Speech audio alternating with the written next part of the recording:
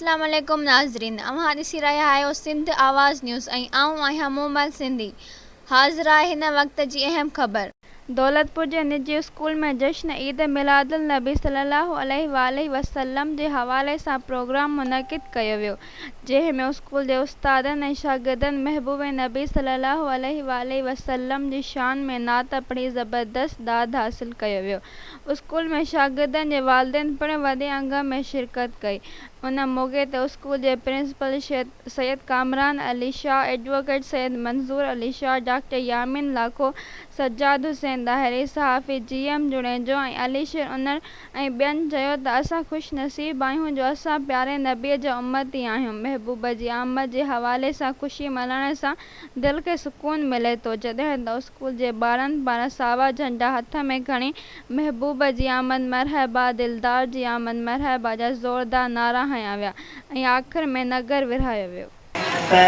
जीअं ॿारनि खे पाण सल्लल्लाहु अलैहि वसल्लम जिन सां अक़ीदत ऐं प्यार ऐं मोहब्बत पैदा थिए ऐं उन्हनि खे ख़बर पए त पाण सल्लल्लाहु अलैहि वसल्लम जिन जे ज़िंदगी कीअं गुज़ारी ऐं उन्हनि जे ज़िंदगी जे तिर्ज़ अमल ते असां सभई मुस्लमान जेको आहे सो अक़ीदो रखूं था त उन्हनि जे मुताबिक़ असांजी इस्लामी उसूलनि ते असांजी ज़िंदगी गुज़ारे असां हिन दुनिया में कामयाब थियूं ऐं आख़िरत में भी कामयाब थियूं। मां इनोडर पब्लिक दौलतपुर स्कूल में अॼु असां प्रोग्राम सेलिब्रेट करे रहिया आहियूं ऐं असां सभिनी खे ॾाढी ख़ुशी आहे त अहिड़े मतिलबु जाइलत जे दौर में असां अहिड़ा प्रोग्राम अटेंड करे रहिया आहियूं ऐं असां सभिनी लाइ हिकु वॾो मिसाल आहे त असांजो आका सल्लल्लाहु अलैहि वसल्लम समूरी दुनिया जे लाइ रहमत लिल आलमीन आहे।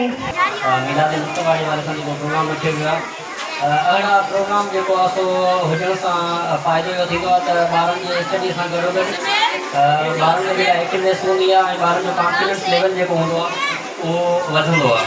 तो अहिड़ियूं एक्टिविटीज़ माना हुजणु खपनि ऐं साईं खे जसो जे जेको प्रिंसिपल साहिबु आहे साईं कामरान शाह साहिबु, जंहिं अहिड़े टाइम में ही ॾाढो सुठो प्रोग्राम कयो।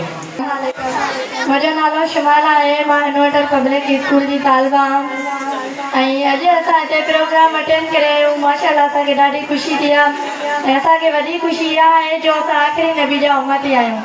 ऐं वधीक ताज़ा तरीन ख़बरनि लाइ ॾिसंदा रहो सिंध आवाज़ TV न्यूज़ ऐं सब्सक्राइब करणु न विसारींदा।